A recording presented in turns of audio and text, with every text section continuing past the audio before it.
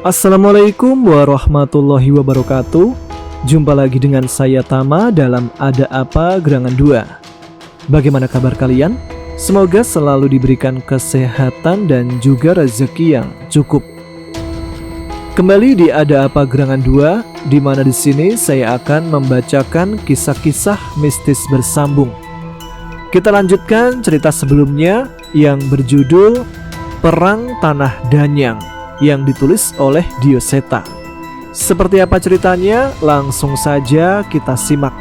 Teman-teman Ada Apa Gerangan, ceritanya mulai dari sini.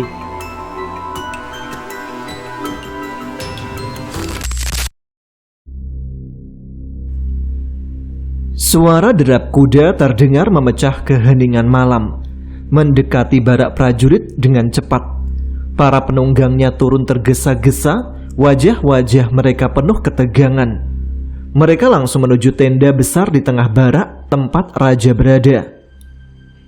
"Berhenti! Raja ada di dalam!" Seorang penjaga menahan mereka dengan tangannya terentang. "Kami harus bertemu Yang Mulia. Ini keadaan darurat." Pemimpin mereka bersikeras.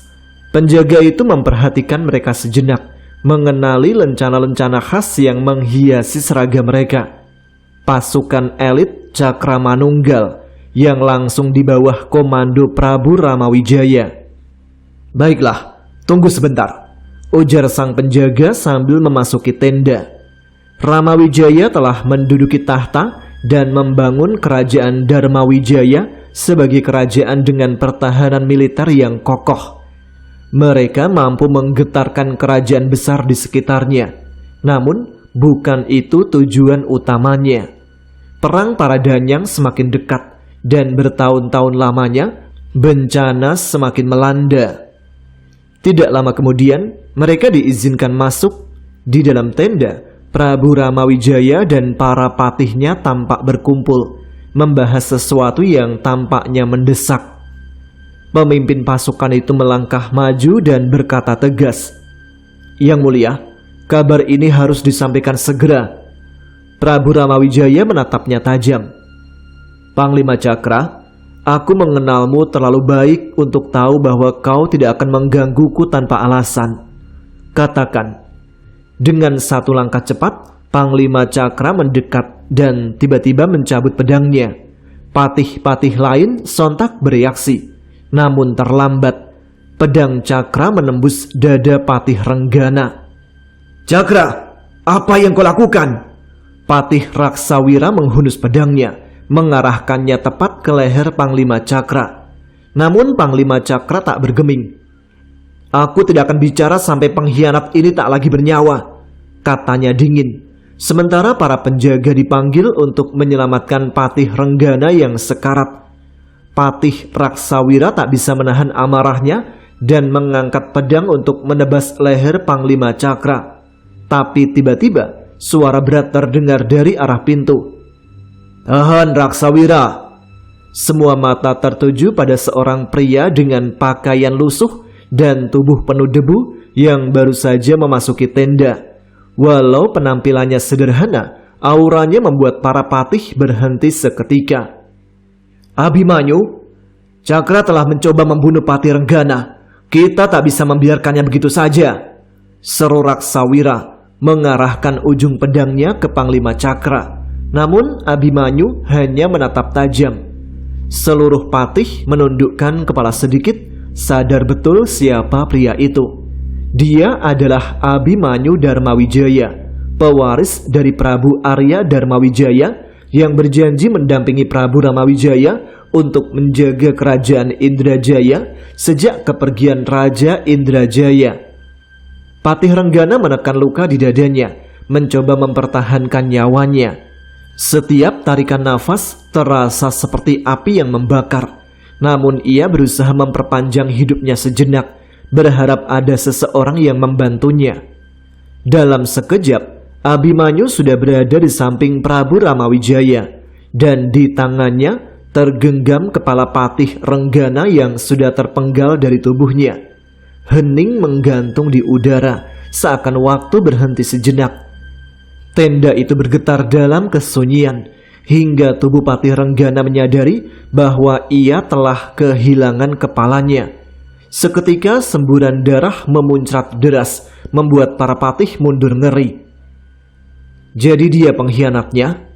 tanya Prabu Ramawijaya dengan suara tenang, nyaris tak terpengaruh oleh pemandangan mengerikan itu.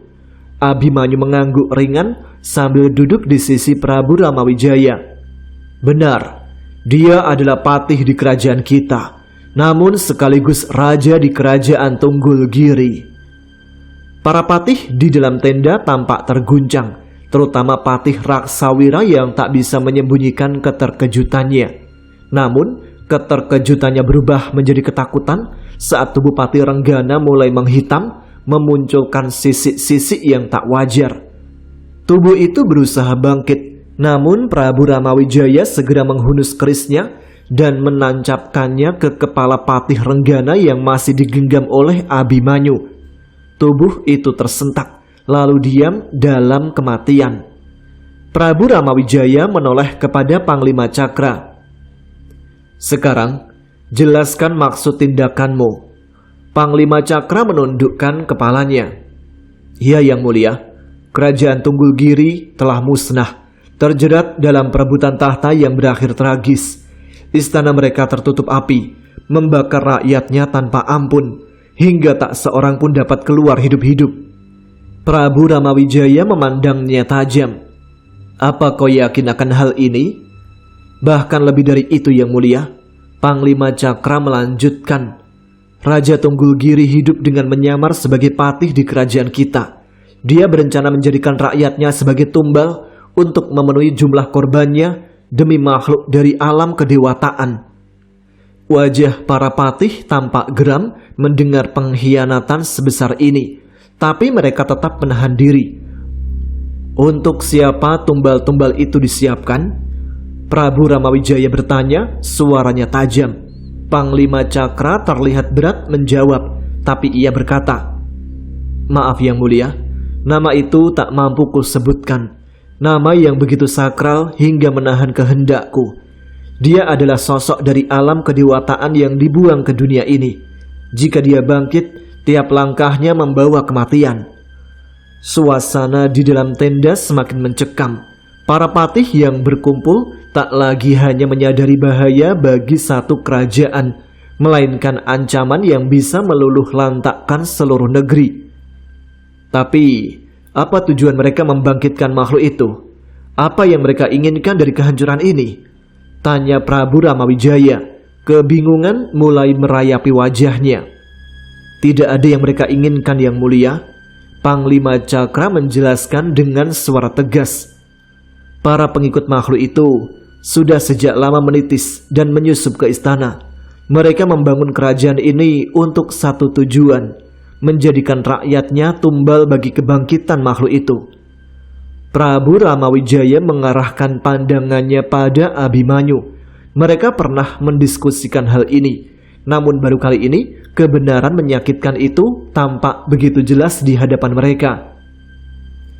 "Tidak hanya kerajaan Tunggulgiri Yang Mulia," lanjut Panglima Cakra sambil membuka gulungan yang dibawanya. Di sana tergambar peta Jawa dengan aksara-aksara yang menunjukkan kerajaan-kerajaan lain yang menjadi tumbal. Mata Prabu Ramawijaya membelalak saat melihat nama kerajaan Indrajaya berada di antara daftar tersebut. "Cakra, mengapa kau tidak memberitahuku sejak awal?" seru Patih Raksawira dengan wajah penuh penyesalan. "Aku merasa bersalah karena telah hampir membunuhmu." Panglima Cakra tersenyum kecil tanpa sedikit pun dendam. "Aku tahu kau tidak akan membunuhku begitu saja, Patih. Aku percaya pada kesetiaan kalian yang ada di dalam tenda ini." Patih Raksawira tampak frustasi. "Kau bisa saja mengatakannya lebih awal. Aku yang seharusnya membunuh pengkhianat itu." "Tidak bisa," Panglima Cakra membalas tegas. "Jika dia masih hidup, dia pasti akan mendengar segala yang ingin kulaporkan. Aku tak bisa mengambil resiko. Pasukan Cakra Manunggal bahkan telah berhasil mengevakuasi sebagian rakyat dari kerajaan Tunggulgiri." Kata-katanya membuat Prabu Ramawijaya terkejut dan berdiri dari singgasananya. Kau benar-benar berhasil menyelamatkan mereka? Tidak semuanya, Prabu, tapi lebih dari separuh wanita dan anak-anak kini berada di tempat yang aman. Jika pengkhianat itu mendengar kabar ini, dia pasti akan mengirim anak buahnya untuk memburu mereka lagi, jawab Panglima Cakramantap. Abimanyu tersenyum sambil menggeleng penuh kekaguman. Ia tak menyangka bahwa Panglima Cakra tidak hanya mengungkap kebenaran, tetapi juga telah menyelamatkan ratusan nyawa. Sudahlah, sepertinya jabatan Patih lebih pantas untukmu, Cakra. Patih Raksawira akhirnya mengakui kehebatan Panglima Cakra. Ia merangkul pemuda yang baru saja hampir ia bunuh itu dengan bangga. Eyangmu, Mardaya, pasti bangga denganmu, Cakra. Usai laporan selesai, suasana beralih serius. Mereka mulai menyusun strategi untuk menyelidiki kerajaan-kerajaan yang disiapkan sebagai tumbal bagi kebangkitan sosok mengerikan bernama Angkarasaka. Makhluk yang namanya bahkan tak bisa disebut oleh Panglima Cakra. Mereka memahami betapa berbahayanya ancaman ini. Abimanyu yang masih merenung mengambil lukisan peta Jawa itu dan mulai menandai beberapa titik di sana. Sambil menulis, ia menggumamkan kata-kata seperti mantra. Penguasa selatan, penguasa angin utara, alas wetan. Tanda demi tanda mulai muncul di peta dan ekspresi wajahnya tampak semakin berat. Hingga akhirnya pena di tangannya patah tanpa sengaja. Suara pena yang patah itu menggetarkan hati semua yang ada di tenda. Abimanyu tertegun menyadari sesuatu yang mengerikan. Perang para danyang. Semua ini terjadi karena ini.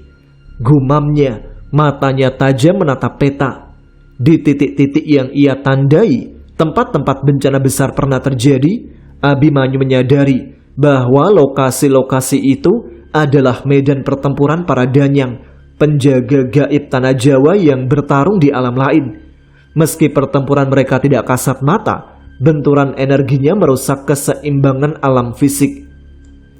Para danyang hitam yang tersesat telah menginginkan kebangkitan Angkarasaka.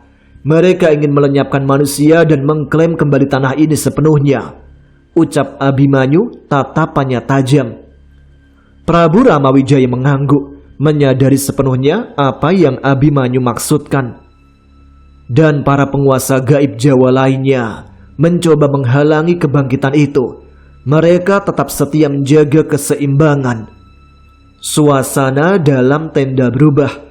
Mereka menyadari bahwa pertempuran ini bukan hanya soal manusia melawan manusia, melainkan pertarungan antara kebaikan dan kegelapan yang bisa mengguncang keseimbangan dunia.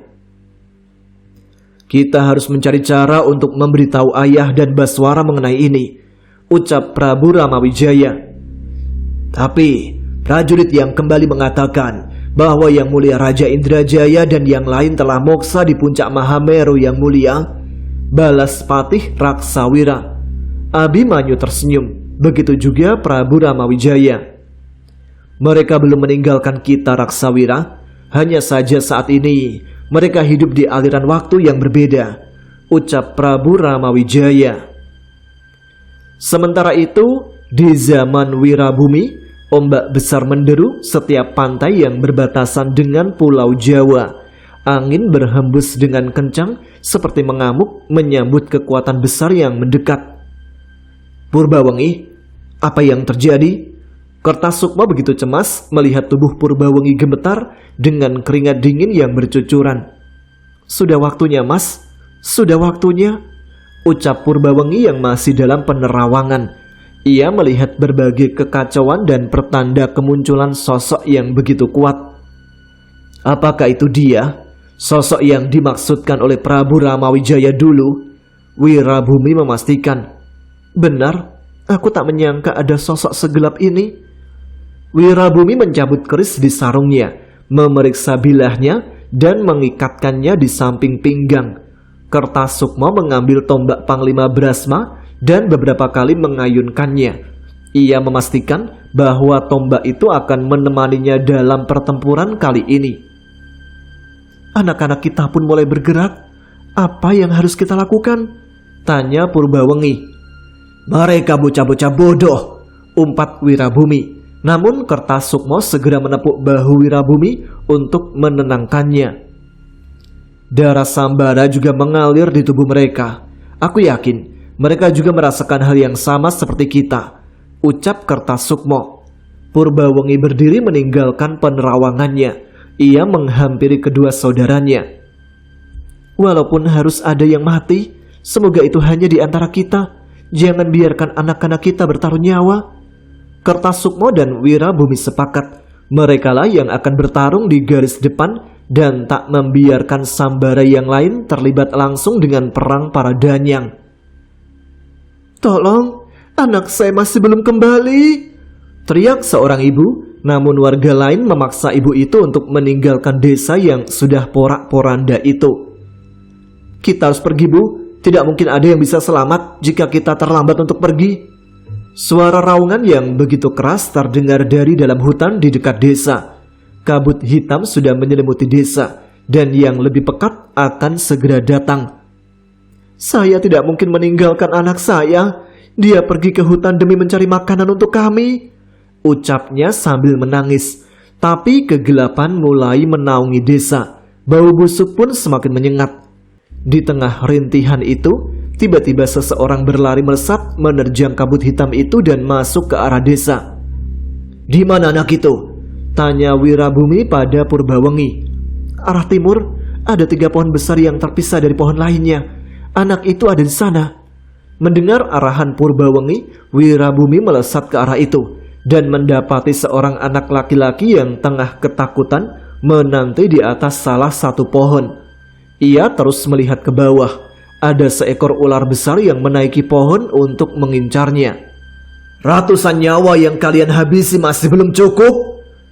Wirabumi yang terbakar oleh emosi merobek tubuh ular itu dan mendapati sisa-sisa jasad bayi dalam tubuhnya. Ular itu terjatuh dan meronta. Tubuhnya pun tiba-tiba terbakar dan berubah menjadi asap hitam. Ular jadi-jadian? Anak itu kaget melihat kenyataan itu. Turun, Nak, ucap Purbawengi menenangkan anak itu. Anak itu tak mengenali mereka bertiga. Namun ia segera tahu bahwa keberadaan ketiga orang itu menyelamatkannya dari situasi ini. Bawa dia pergi jauh-jauh, teriak Wirabumi. Kertasukma menggendong anak itu dengan cepat menuju ke arah ibunya yang begitu cemas. Suara raungan itu terdengar semalaman. Hampir di setiap rumah ada yang mati. Sebenarnya apa yang terjadi, Tuan? Tanya anak itu. Sosok terkutuk akan bangkit. Peperangan besar akan terjadi. Apa kita semua akan mati? Kertasukma menurunkan anak itu saat sampai di mulut hutan. Siapa namamu? Langit, Tuan. Sesampainya di desa, mereka menemukan seluruh bangunan desa sudah dipenuhi oleh ular. Kertasukma menyadari ibu dari anak itu masih menunggu di ujung desa. Ia pun mengambil sebatang kayu, melilitkan sebuah kain di ujungnya dan membakarnya.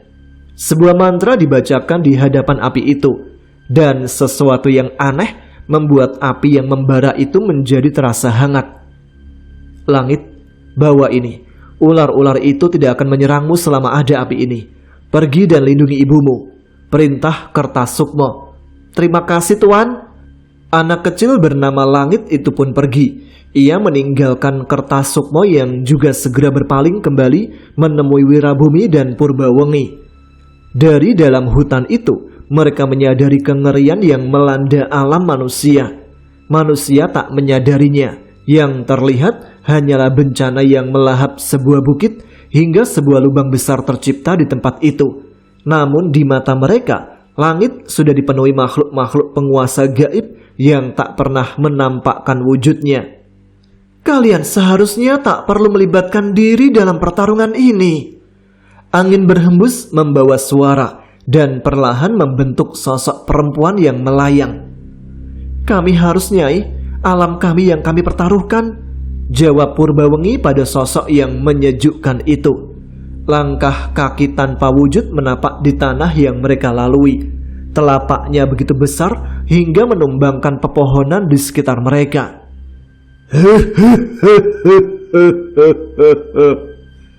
Sambara di setiap zaman memang tak pernah berubah.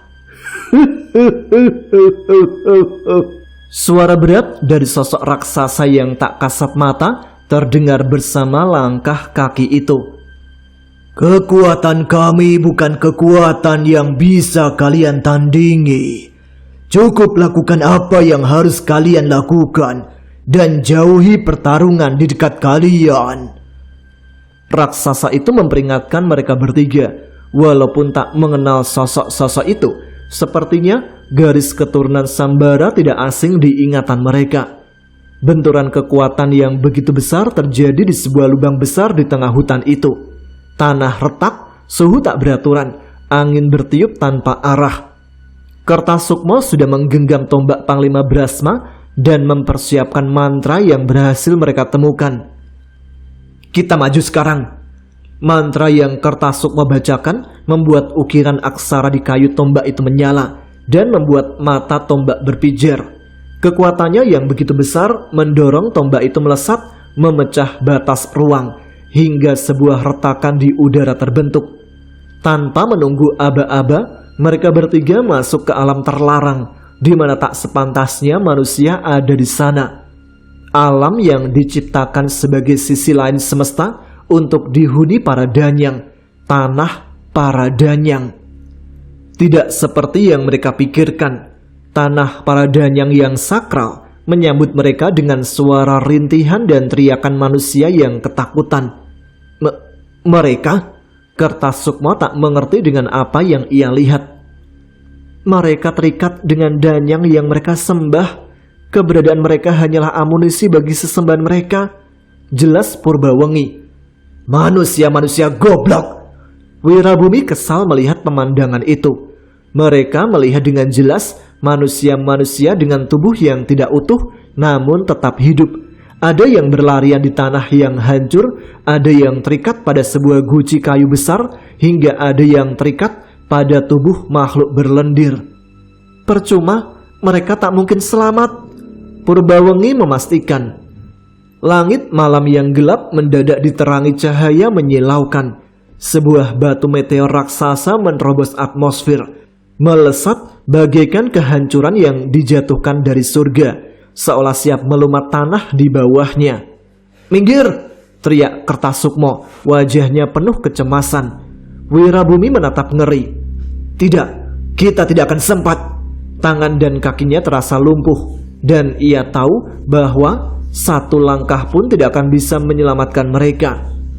Meteor semakin dekat, nyaris menelan tanah tempat mereka berdiri. Tapi tepat saat batu api itu hendak menghantam, sebuah penghalang tak kasat mata muncul, menyelimuti area tersebut. Batu itu pecah menjadi ribuan serpihan yang menghujani tanah. Wirabumi dan yang lain tersentak ketika sosok besar menyerupai kura-kura raksasa bangkit dari tanah. Tubuhnya yang perkasa jelas menjadi sumber dari penghalang gaib itu. Kuil! Seru Purbawengi menunjuk ke sebuah bangunan tua yang dikelilingi badai. Pusat pertempuran ada di kuil itu.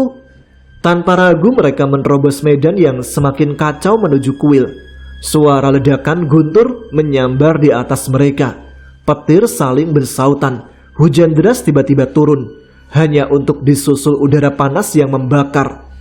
Cuaca berubah liar, seakan alam sendiri berada dalam amarah.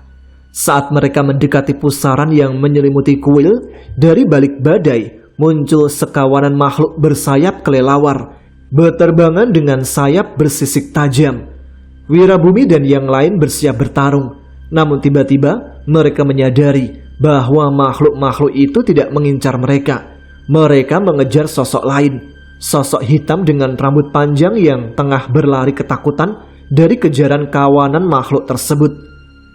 Sembunyi, bisik Purbawengi tajam. Mereka mencari perlindungan di balik batu besar. Diam-diam menyaksikan makhluk bersayap itu mengejar dan mencabik-cabik sosok hitam tadi. Wirabumi menahan nafas ketika menyadari ada sesuatu yang digenggam erat oleh makhluk hitam itu.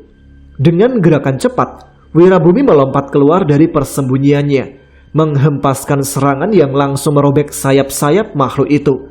Makhluk hitam itu jatuh, tubuhnya penuh luka, darah mengalir deras. "Wirabumi, jangan gegabah!" teriak Purbawengi memelototi Wirabumi yang tak habis pikir dengan tindakannya sendiri. Entah kenapa, ia tiba-tiba terdorong untuk menolong sosok misterius itu. Melihat Wirabumi terjun dalam bahaya, Kertasukma dan Purbawengi pun tak punya pilihan lain. Tombak di tangan Kertasukma menyala merah, dan dengan ayunan yang mematikan, ia menembus tubuh 3 makhluk bersayap sekaligus, membakar mereka jadi abu. Purbawengi bergerak lincah bak penari. Setiap kali ia menghindar, kepala makhluk-makhluk terbang itu pecah satu persatu tanpa ia sentuh. Sementara itu, Wirabumi menghancurkan sisa makhluk dengan ganas, mengumpulkan kepala mereka dan menumpuknya dengan dingin. Saat memastikan tak ada lagi yang tersisa, ia kembali ke sisi makhluk hitam yang sekarat. Di tangan sosok tersebut tersembunyi sebuah benda yang ia lindungi mati-matian. Sebuah mahkota, terlihat megah, bahkan di tengah darah yang membasahi permata-permatanya. Namun, sebelum mereka sempat memahami apa yang terjadi, sebuah atau sesosok perempuan melayang turun dari langit dengan anggun. Ia mengenakan kebaya hitam, selendangnya berkibar menambah kesan mistis. "Berani sekali kau membawa pusaka Ratu Ular!" Suaranya menggema, penuh kemarahan. Tatapannya yang tajam menghujam Wirabumi dan yang lainnya, seolah menyampaikan kutukan yang siap membinasakan. Di hadapan Wirabumi terjadi hal yang begitu luar biasa. Pemandangan yang tak pernah ia bayangkan akan dilihatnya dalam hidup ini. Pohon-pohon yang tumbang tiba-tiba melayang, berputar dan dilemparkan dengan kekuatan luar biasa atas kendali sosok Danyang Hitam. Wirabumi tak membuang waktu, segera mengangkat tubuh makhluk hitam yang terluka itu dan mencoba menghindar dari pohon-pohon yang menghujani mereka. Namun, usaha itu tidak cukup. Sosok Danyang Hitam tetap mengejar mereka dengan kekuatan yang semakin menakutkan. "Dasar tikus-tikus kurang ajar!" Danyang itu memekik penuh amarah, wajahnya yang gelap menghitam, dan dengan satu hentakan energi, tekanan dahsyat muncul, membuat Wirabumi dan yang lain terhempas jatuh. Bahkan untuk bangkit pun, mereka merasa seperti tertindih oleh beban tak terlihat. Kekuatannya begitu luar biasa. Apakah selisih kekuatan kita sebesar ini? Gumam Kertasukma diliputi ketakutan yang menggigit. Namun tidak dengan Wirabumi. Dalam keadaan genting, ia mencabut kerisnya, menggores telapak tangannya sambil melafalkan mantra pelindung. "Bayu Angkoro," bisiknya penuh tekad. Ia menancapkan keris ke tanah, dan seketika badai angin muncul dari tempatnya berdiri, menyerbu ke arah Danyang Hitam dengan kekuatan yang cukup untuk mengoyak kulitnya. Danyang Hitam itu terkejut, wajahnya tercabik oleh hembusan angin tajam. "Bagaimana mungkin?" gumamnya dengan wajah marah yang bercampur ngeri. Namun, ia kembali melawan dengan energi gaibnya yang mendorong angin Wirabumi, menghancurkan pepohonan di sekitar mereka, hingga akhirnya Wirabumi terpental jauh. "Kekuatanmu hanya pemberian, tidak akan mampu menandingi kekuatan Danyang, pemilik sebenarnya. Jangan sombong dengan kekuatan lemahmu," ejek Danyang Hitam semakin murka. Wirabumi dalam kondisi yang semakin melemah, berusaha keras untuk tetap bertahan, namun tak kuasa menghadapi kekuatan yang luar biasa itu. "Matilah, pusaka Ratu Ular harus kembali ke tempatnya," kata Danyang itu menyeringai. Seketika langit menjadi gelap, atmosfer di sekelilingnya berubah mencekam. Tiba-tiba mereka merasakan sesuatu yang mengerikan. Darah segar mulai menetes dari mata mereka. "Purbawengi!" seru Wirabumi panik. "Tidak, aku tidak bisa menahan kutukan ini," teriak Purbawengi. Wajahnya berkerut menahan rasa sakit dan keputusasaan. Danyang hitam itu tersenyum penuh kemenangan, meyakini bahwa ia telah meraih tujuannya. Namun tiba-tiba angin berhembus kencang, jauh lebih kuat dari sebelumnya, menghantam Danyang hitam dan mengusir kutukannya. Danyang itu terkejut, lalu menatap ke arah hutan dengan kemarahan bercampur ketakutan. "Kau bilang kekuatanku lemah?" Suara tajam dan anggun terdengar di udara. Dari balik bayang-bayang pohon muncul sosok perempuan yang anggun dengan selendang berkilauan, penuh kekuatan. Angin di sekelilingnya berputar dengan intensitas tak terkendali. "Puspa Cempaka?" gumam Danyang hitam. Suaranya merendah untuk pertama kalinya. Kanjeng Ratu Puspa Cempaka melangkah maju menatap Wirabumi. "Aku merasakan anginku di tempat ini. Tak kusangka kau yang memanggilnya," ucapnya dengan lembut pada Wirabumi. "Kanjeng Ratu, kau telah menyelamatkanku 2 kali," balas Wirabumi dengan penuh rasa hormat. "Tidak ada alasan untuk tidak melindungi mereka yang memilih berjalan di jalan kebenaran," jawab Kanjeng Ratu Puspa Cempaka. Kemudian ia menatap tajam ke arah Danyang hitam. "Biarkan aku yang menangani Nyai Durgati." Nyai Durgati mendengus. "Kau melawanku demi manusia? Kau benar-benar bodoh, Puspa Cempaka. Manusia hanya merusak alam yang kita lindungi. Saatnya kita mengambil alih mereka, bukan melindungi." Namun Kanjeng Ratu tidak terpengaruh. Dengan gerakan halus, ia mengayunkan selendangnya, menciptakan badai angin yang menerbangkan Nyai Durgati hingga sosoknya terhempas jauh. "Bodoh, kau bodoh!" Nyai Durgati berteriak penuh kemarahan. Sementara pertempuran antara 2 kekuatan gaib itu memanas, Wirabumi kembali memeriksa kondisi makhluk hitam yang terluka di sampingnya.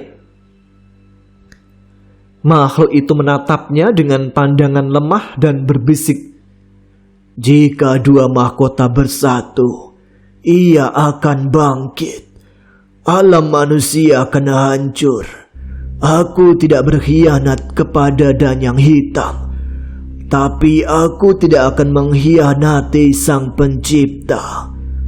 Mendengar kata-kata itu, seketika Purbawengi mendapat penglihatan, penerawangan tentang takdir yang mungkin terjadi jika 2 mahkota itu bersatu. "Wisangkala, apa itu namamu?" Wisangkala dengan nafas yang berat dan tubuhnya penuh luka mengangguk lemah. Purbawengi menjelaskan bahwa Wisangkala salah satu dari Danyang hitam. Ia telah berkhianat terhadap kaumnya dengan mencuri pusaka Ratu Ular, mahkota penuh energi yang berfungsi sebagai segel alam kedewatan. Energi dalam pusaka itu begitu besar, cukup untuk mencegah kebangkitan Angkara Saka. "Aku tidak berpihak pada manusia. Tugas kami adalah menjaga keseimbangan, bukan menguasainya," bisik Wisangkala sambil berusaha menenangkan dirinya. Dengan sentuhan tangan Purbawengi, luka-luka Wisangkala perlahan menutup, meskipun kekuatannya masih belum sepenuhnya pulih. Di tengah pertarungan dahsyat antara Kanjeng Ratu Puspa Cempaka dan Nyai Durgati, Wirabumi berteriak kepada Kanjeng Ratu, "Kanjeng Ratu, apa yang dikatakan Wisangkala itu benar?" Kanjeng Ratu melawan kekuatan Nyai Durgati dengan seluruh kekuatan anginnya. "Dia benar, Wirabumi. Kalian harus membawa pusaka Ratu Ular itu ke sisi lain kuil. Di sana para Danyang Putih akan menyegel pusaka itu, mengunci Manjing Marcapada bersama. Dengan begitu, Angkara Saka tidak akan pernah bisa bangkit di dunia ini." Mendengar perintah itu, Nyai Durgati berteriak penuh amarah, "Kalian tidak akan berhasil!" Ia menyerang mereka dengan seluruh kekuatannya. Namun Kanjeng Ratu Puspa Cempaka dengan ketangkasan dan kekuatan anginnya terus menahannya, memastikan Nyai Durgati tak dapat mendekati Wirabumi dan yang lainnya. Wisangkala yang kini mengambil wujud manusia untuk mempermudah perjalanan mereka, melangkah dengan Wirabumi dan Purbawengi menuju kuil yang terletak di tengah pusaran badai.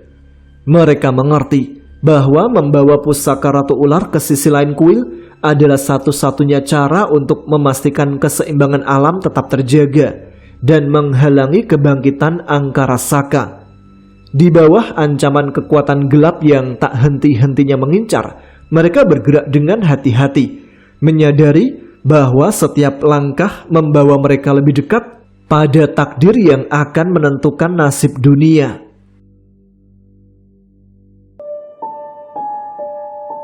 Baiklah, sampai di sini dulu episode kali ini. Kita akan lanjutkan cerita yang berjudul Perang Tanah Danyang dari Dioseta pada episode selanjutnya. Terima kasih untuk teman-teman yang sudah menyimak episode kali ini. Terima kasih atas semua dukungan kalian. Jangan lupa juga tuliskan komen, tunjukkan eksistensi kalian. Dan sekarang saya Tama harus pamit. Tetap semangat, jaga kesehatan selama bulan puasa ini. Wassalamualaikum warahmatullahi wabarakatuh.